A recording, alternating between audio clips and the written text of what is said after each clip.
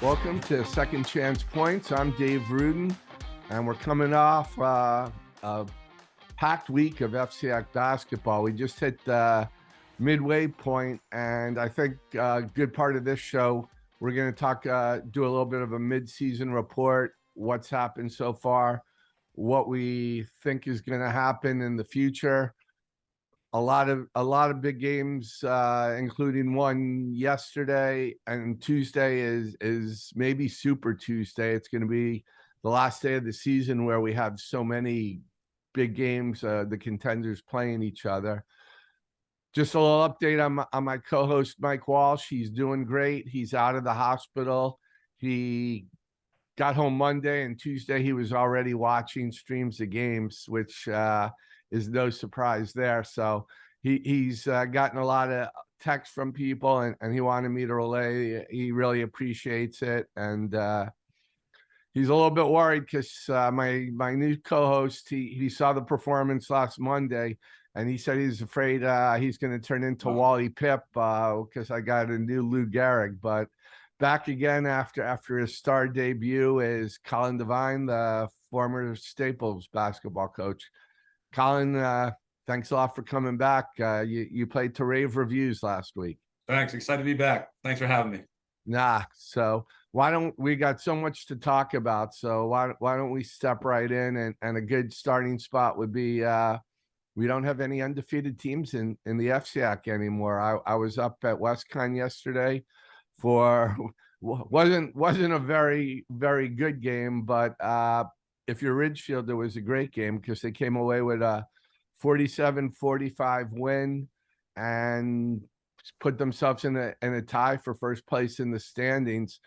It was 36-26 at the end of the third quarter. First quarter, there were as many turnovers as there were points scored. It seemed like every team was coming down court and turning the ball over. At 36-26 in the third quarter, I never would have normally said this. I said, this game's over. I don't see either of these two teams scoring 10 points that fast. And then, boom, Ridgefield went to a 1-2-2 press. It was effective in a little bit different way maybe than intended. And Ridgefield just surged in the fourth quarter, looked like the Ridgefield we know, and came away with the win. Yeah, unfortunately, I didn't get a chance to see the game, but from everything people told me that Ridgefield's 1-2-2 gave some Danbury some problems. They ended the game on a 15-2 run. But one stat that really stood out to me was Ridgefield made one 3-point shot and won the basketball game, and Danbury made 6. If I mispronounce the kid's name, but Sagana played really, really well. I think he had 20 points and 7 rebounds. Yeah, Skangas. And then Katz had 13 points and almost a double-double. So they had some really good performances there. But what really impressed me, just watching Ridgefield the last couple of games, was that the rotations that Coach McClellan's get on the floor. And you mentioned in your midseason report, he's playing like the old Warren Harden teams, 5 in, 5 out. And he really preaches, the process, the growth mindset, next player up mentality, and he's trying to find the combinations to win another FCX title, and he's doing a great job so far. Yeah, it's such a different Ridgefield team than we're used to seeing. There's not that leading person that he's had, the St. Pierre, the Naples, the Dylan Villette. Yep. I'm missing one or two of them, but it's 10 or 12 people that are playing, and it's funny. On the one hand, you say, well, you're playing 12 people because you don't have 7, and you need, but then you look over the 10 or 12 people and you're saying who shouldn't be playing, and there's nobody on that list. They're all fairly equal. They all bring something different to the table, and like I keep saying, it's kind of like Noah's Ark. He's got two people who can do a little bit of everything. So you know what? This isn't, and you know this better than I do. It's coaching to your talent. It's not saying this is the way I always do things, so I'm going to keep doing it and being flexible. But it's, this is my roster this year. I've got, I don't have a superstar, but I have a whole bunch of players who can contribute, and that's how I'm going to coach my team. 100%. I saw Danbury play a really good game for parts of it at St. Joe's on Tuesday.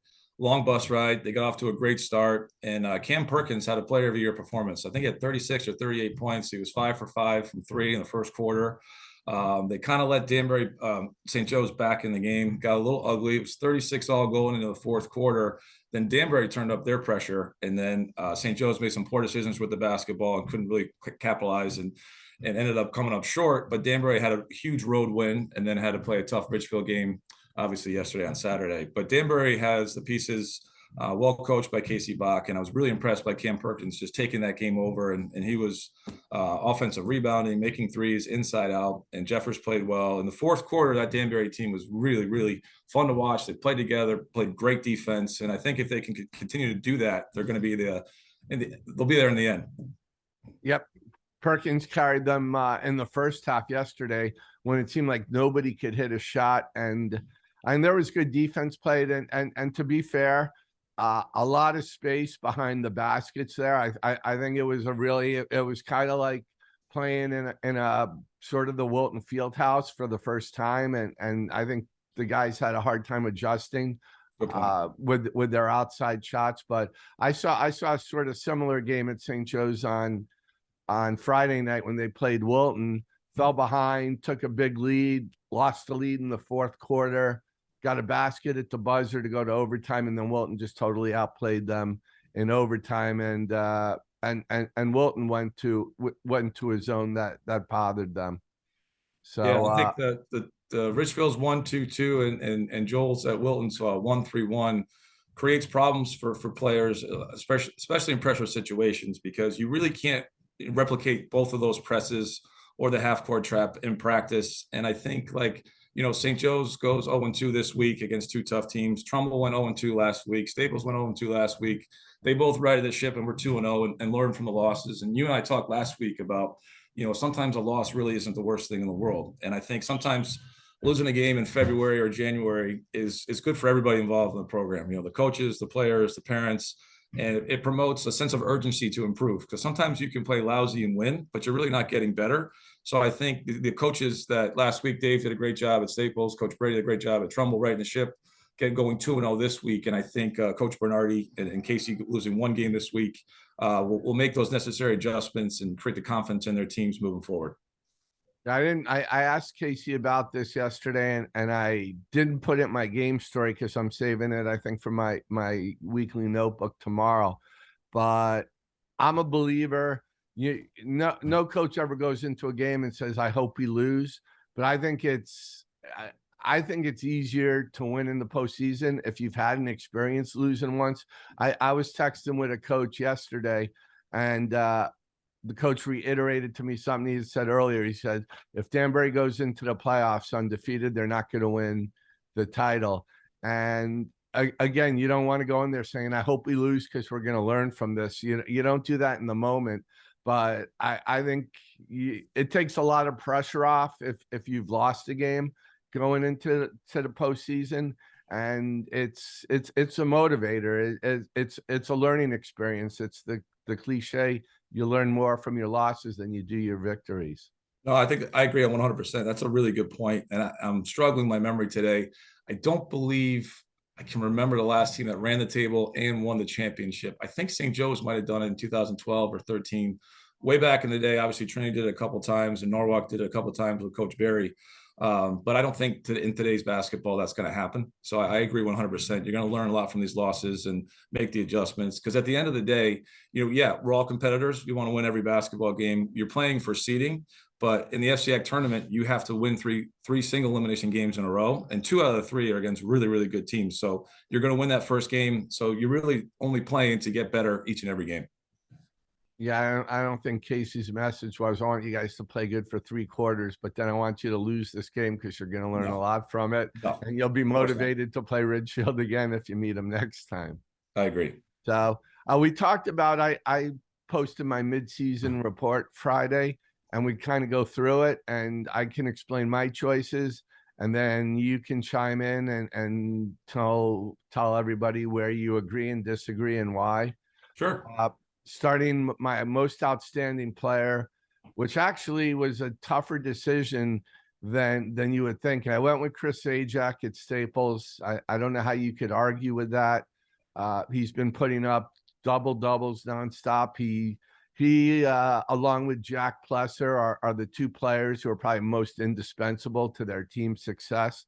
I think Zajac's been a little bit more consistent than Plusher's been. Maybe in part because Zajac so far has had a little bit better supporting cast than Plusher's had so far. But I'll tell you, the guy who's really come on, and if there's a difference. I think most outstanding and most valuable. Most outstanding has played the best, and you could almost say Jaylen Brown and Norwalk just most outstanding by his numbers. But the Christian Jeffers at Danbury is just, he's got Cam Perkins there with him.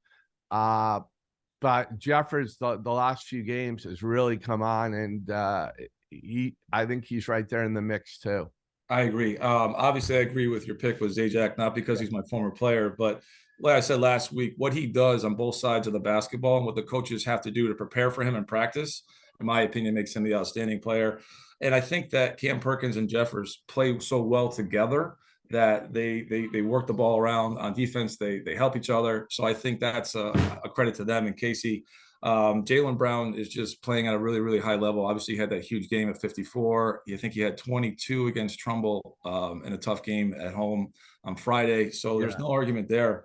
The only other person I think that you left off on the All FCX team would be Deshaun Hall Johnson for St. Joe's. He's just a really tough matchup. He's a left-hander. He's big body, plays inside, outside. And when he plays within himself, he's a really, really tough cover. And then maybe Nelson at Ward. I don't know where you think he falls in. I think he's a very good player and who's at the top of the league right now as well. Yeah, and that was my all FCX team, and this is the easiest midseason all FCX team I think I've ever done, which was Jaylen Brown, Christian Jeffers, Cam Perkins, Jack Plesser, Chris Zajac, and I put a 6-man because Griffin Bramwood at New Canaan, I think, is probably the most underrated player in the league. He's one of the few true point guards, but he can also score. And it was Bramwood and Jaylen Brown. I don't know how you leave Jaylen Brown right now. No, I think you made it. Sorry to interrupt you. I think you made a great call with Bramwood because the way New Canaan plays, they're so well coached and they control pace so well that he could probably score more points on a different team. And he just does whatever his coach says and what his team needs him to do to win. So I think he is like that most valuable player for New Canaan as well. So he's a true point guard. Yeah, I don't know what his numbers are, but let's just say, for example, he's like in 12 and 5-6 assists. He on another team he could be 18 and two or three assists and be a little not selfish with the ball, but need to score. But New Canaan needs him to be a playmaker. So to me, those 6 guys, and I agree with you with Deshaun Hall Johnson. He's been a little inconsistent. He's a first team talent, and he may be on my first team. He probably would be my 7th guy, I think, right now. Sure. So that was a good call. And then after that, and I looked at last year's midseason. I did a 2nd and 3rd team. There's like 10 players after that are almost all interchangeable, and that you could really have arguments about, but I didn't know how to separate them. I don't think anybody else has stood out from that pack.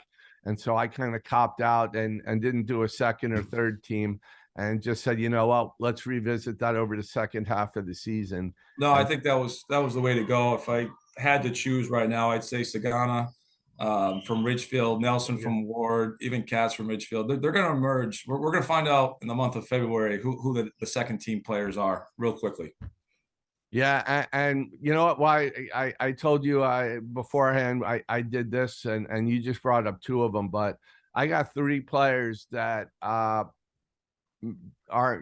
two who are obvious possible second teams, and third that people may not know who he is, but you do.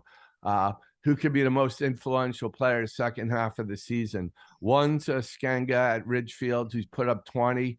He's sort of emerging as the leading player at Ridgefield, and he's one of their few big guys. So if he's one of the guys that could try to guard Zajac and at least match up with him size wise. Obviously, it's easier said than done guarding Zajac, but he an inside presence. But he's kind of it's weird. Ridgefield's having the season they're having. And you can make an argument right now, if I really sat down and studied it, that they wouldn't have anybody on the first or second team and have 2 or 3 guys on the third team. So it's a credit to what a collaborative effort it's been there, that you could say that.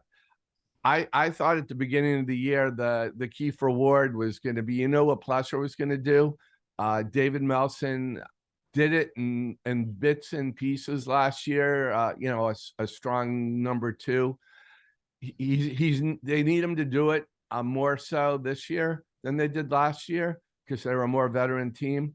But he's starting to come on with some 20-point efforts, and if he plays like that, I mean, Ward's only got 2 losses in the league right now with the composition of the team that they have.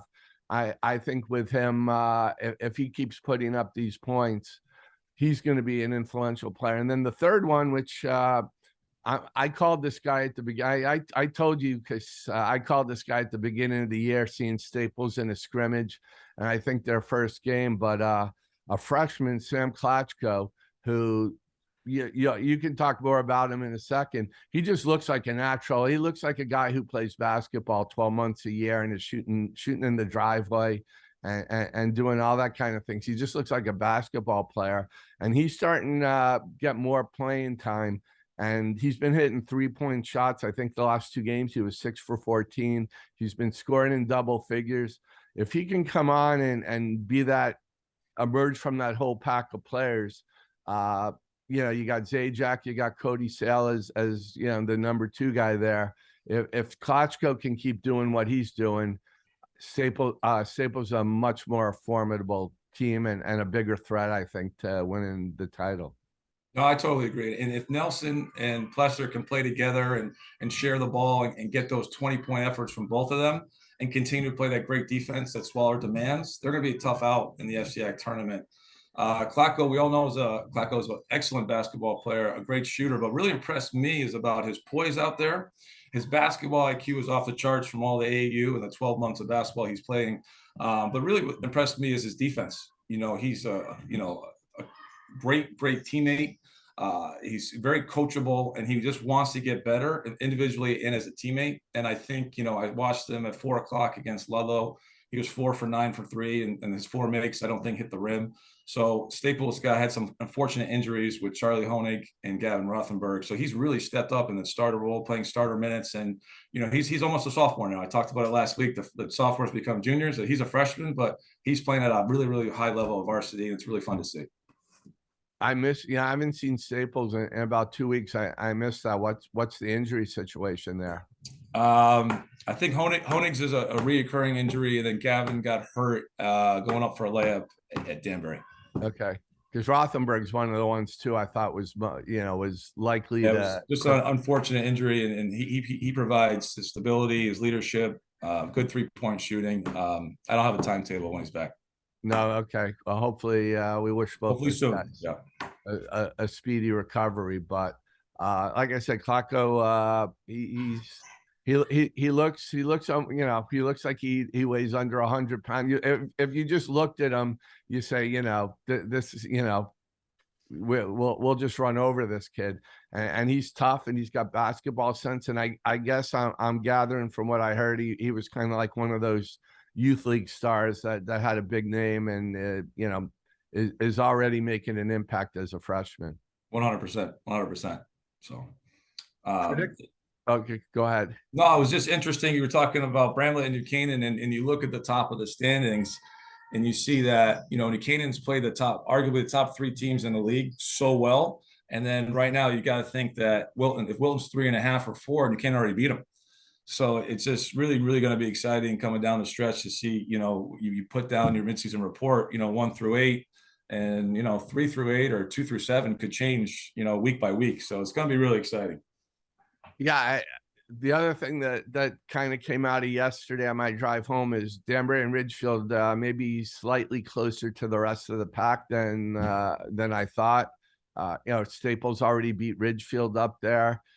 Danbury's was taking a double overtime by New Canaan, and then they've had those close games and they've been winning them to their credit, which is why they're where they are. Uh, to me, the first 7 teams is just really easy in terms of who's going to make the playoffs. I be shocked if any of the and the order I picked them, and it's almost the order. Well, I kind of looked at their schedules, but almost with 1 or 2 exceptions, New Canaan has played just about all the top contenders. Yeah. So I think they're gonna, even though they're 3-4 right now, you're gonna see them start rising because they're gonna run off a bunch of games. Danbury, if they get by Ward on Tuesday, a big if on the road, uh, they don't really play any team that should threaten them until Wilton last game of the year. So yeah, and that's going to be important because right now Ridgefield would hold the tiebreaker over them because the game they won is the league game, though.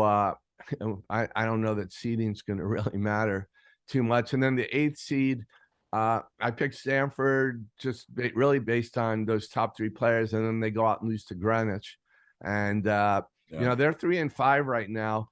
New Canaan, they play New Canaan on Tuesday. That could be a knockout punch game if New Canaan beats Stanford.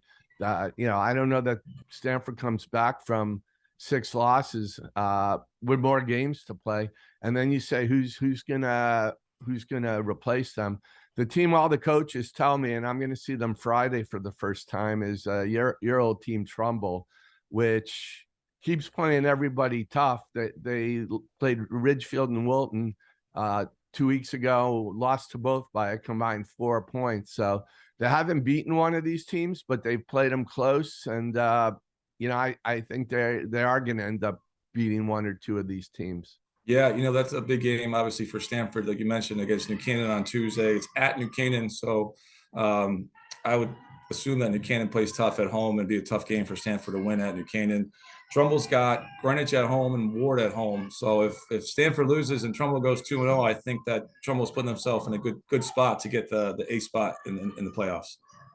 And the other team, and I haven't seen them yet, and I'm going, and I've discounted them some, I think, because some of their wins against teams that are lower in the standings have been pretty close, and that's Greenwich. And I don't know, I haven't seen Greenwich yet. I'll get to them, but I don't know yet if they're for real or not. But I'll tell you what, that Greenwich Trumbull game is a huge game in terms of the winner of that game is in a much better position to qualify for the playoffs. So we'll find out, you know, whether, you know, the Greenwich win over Stanford, if you want to call Stanford one of the top teams, is the best win by this whole other pack. But you know what, it's I'm if I waited till midnight on Friday, I wouldn't have put Stanford there. If I knew they were going to lose to Greenwich. So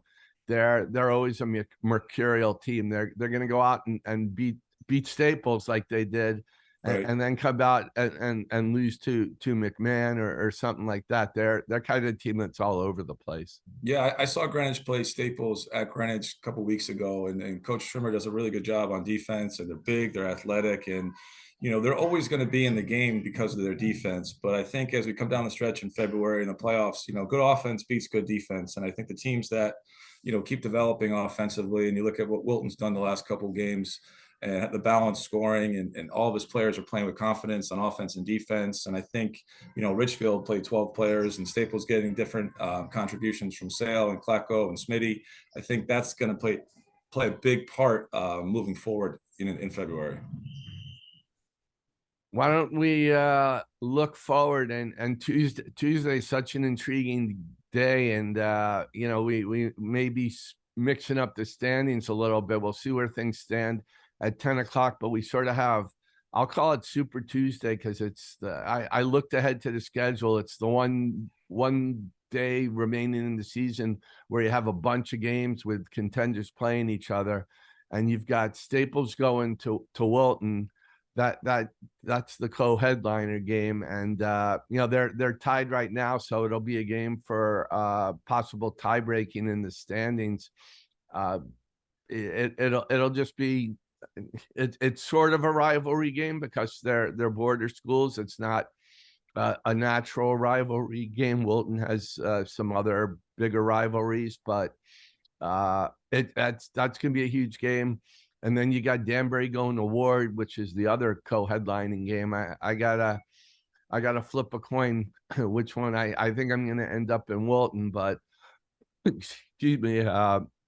It's so I'll have somebody in the other place too, and then the other game, which maybe because of Friday has slightly lost a little bit of its cachet, but it's still a big game, and that's the New Canaan Stanford game. And can Stanford get that big win on the road, or is this going to be a knockout punch for their playoff hopes? Yeah, those are great games, and I like the nickname of Super Tuesday. And I think that the team that plays better offensively on the road, because they're contrasting styles. They're all well coached. They all play great defense, but I think the players and coaches that can make the adjustments in the second half, getting their best players the balls and the basketball in the right spot, and getting big shots down the stretch is going to be key to the victory on Tuesday. And it's obviously going to shake up the standings, and we'll have a better picture moving forward. But really a great night for FCIAC basketball on Tuesday. And like you said, if you have to choose three places where to go, then we have three great games on the slate. Yeah, and Wilton again is another team. They're like their biggest rival, Ridgefield. It's really a collaborative effort. Joel's had some injuries there, and he's had to play some other guys, and those other guys have stepped up. One being Ryan Lucetta, who had a big game, had a couple of really big plays in the game against St. Joseph on Friday. And I'll tell you what, when Ridgefield plays Wilton, it's going to feel like a hockey game with shifts of players. We should just allow players to come in and out without any whistles or stoppage in play, because that might set, other than maybe some of the old Charlie Bentley Harding games, the record for most players used in a game. But again, you have Zajac, who's the most dominant player, and a player whose team is the most dependent on, one of the two teams that's most dependent on a player to be able to be successful. So that's going to be a good game. And then again, Danbury doesn't get any come down from Ridgefield. They're going to be tested again. It's possible Danbury could go from being number one to 3 days later to fall into like third or fourth in the standings. Yeah, that could happen. I also think, like, with all these great teams playing each other, I forgot to mention poise. You're going to need good guard play in the playoffs, and good guard play and poise in the third and fourth quarter, because Danbury's going to go to Ward. They're going to play a different style than Ward, but then if Ward's down, they're going to press. They're going to do some matchup zone, and the guards for Danbury have to adjust. The same thing. If Ward has a lead, then the 1-2-2 or the 1-2-1-1 from Danbury is coming, and Nelson and Plesser have to find ways to handle those pressure. And I think New Canaan's going to play a little bit differently than Stanford on Tuesday, and Stanford's going to have to adjust, especially playing, and I think, my opinion, top three tough environment to win at New Canaan. And Wilton, Joel's going to run the kitchen sink at Zajac. So I was telling Dave, he's got to be prepared for anything and everything. And I think the mental preparation for Staples, you're up 6 or down 6, you're playing even, and you just got to make the next play. You can put the bad play behind you, and really poise down the stretch is going to be key. It'll be interesting. I'm thinking back to last March and the Wilton Bristol Central game, and Donovan Klingen, and the way they did a good job of neutralizing him and almost won the game. Will Wilton kind of play the same kind of defense and really pack it in on Zajac and make the guards beat them? Joel always is a great strategist for these kind of games. So that's going to be an intriguing matchup, how he plays. My guess is he's going to, like you said, throw the kitchen sink. You can see 4 different defenses on 4 consecutive possessions. Yeah, I would assume any dead ball situation, Staples is going to see a different look. And, the Warrior fans, the Staples fans being adjoining towns, it's going to be a great high school environment where they play the playoffs. So I'm looking forward to watching that game. Like I said, I picked Danbury, Ridgefield, Staples for top three. You got you see from your vantage point anybody you like to, and it's not like Wilton, Buchanan, Ward. They could all break into there. I'll tell you what, if St. Joseph's with the two sophomore guards and Hall Johnson, they're if they can get some consistency, and that's an if right now because they haven't first half of the season. They're a team that could get a top 4 seed and be able to have a first round home. Well, there are no first round home games, but be able to at least be a top 4 seed. Yeah, I totally agree with that. I think, if you had to rank the top 3 most dangerous teams, depending on what Stanford does this week, St. Joe's and Trumbull. Trumbull went down to Norwalk. Reset had 26 points. I think Antonio had 16. I watched St. Joe's twice, and like you said, the sophomore guards are very, very talented. Deshaun Hall is a really, really bad matchup problem. I mean, he's a big body, plays inside, plays outside. If they can get a little more poised down the stretch in the fourth quarter and work the ball inside out, I think St. Joe's is very, very dangerous. And then I like to see New Canaan's schedule going down the stretch here. I think they played all the tough teams, but night in, night out in the FCIAC, we know what can happen. So I think if they can stay consistent on offense and defense, they might crack the top 3. We'll see what happens, but it's going to be exciting either way. They're going to make a big run. I'm calling up their schedule right now. Let's see there. They played West. So they got Stanford, then they go Norwalk, Harding, Central, Darien, McMahon, Ludlow, Ledyard, Trumbull, Greenwich. So they're going to be favored in just about in all those league games.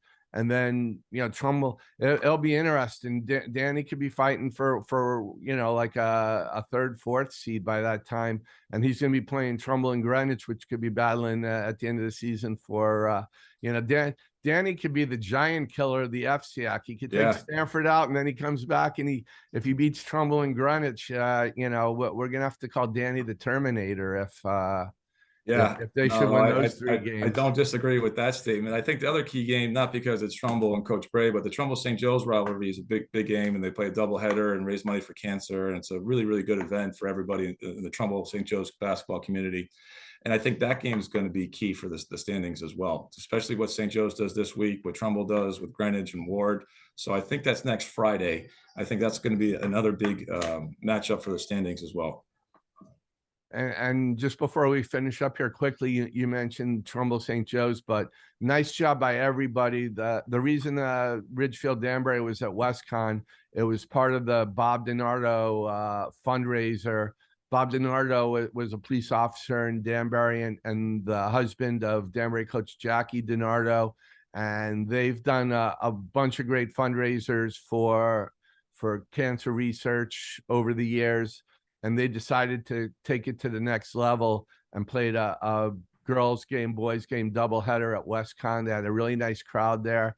They raffled off some things and they did a lot of it was a really nice day for everybody involved. I know Jackie was touched by it, and I'm sure raised a lot of money for an important cause. So FCIAC teams are really great. Every sport in doing fundraisers.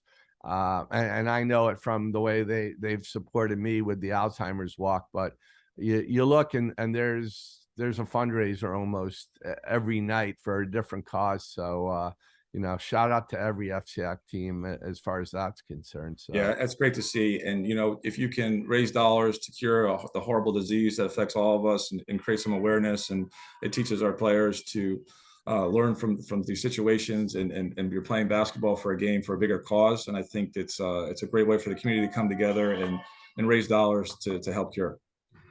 Absolutely. So on that uplifting note, that's a good breaking point here. So Colin, we've had a good first half of the season, the parity, the overtime games. It's been great. And I think we're shaping up for another great half of the second half of the season. I don't see anything changing. It's going to be everybody survival of the fittest, everybody beating everybody, and then we're going to have great playoffs with a whole bunch of teams that are going to feel rightfully so they got a chance to win the title. 100%. I agree 100%. And this week's going to be really important for the standings, and it's going to be a lot of fun to watch. Well, we're going to have a lot to talk about next week. So, Colin, thanks a lot for joining me. A great job, Mike Walsh. I know you're listening. We're going to hold the spot here for you, but it's your spot here is very tenuous right now. We'll put it that way. You better. I don't know about that. Thanks for having me on. Get yourself better, Mike, and Please, hurry up. You got a new standard you got to reach. But everybody, thanks a lot. Thanks to Cooper Boardman for the sound editing. Have a great week, everybody, and we'll have a lot to talk about in 7 days. Thanks, Dave. Great job. Appreciate it. Okay, thanks, Colin.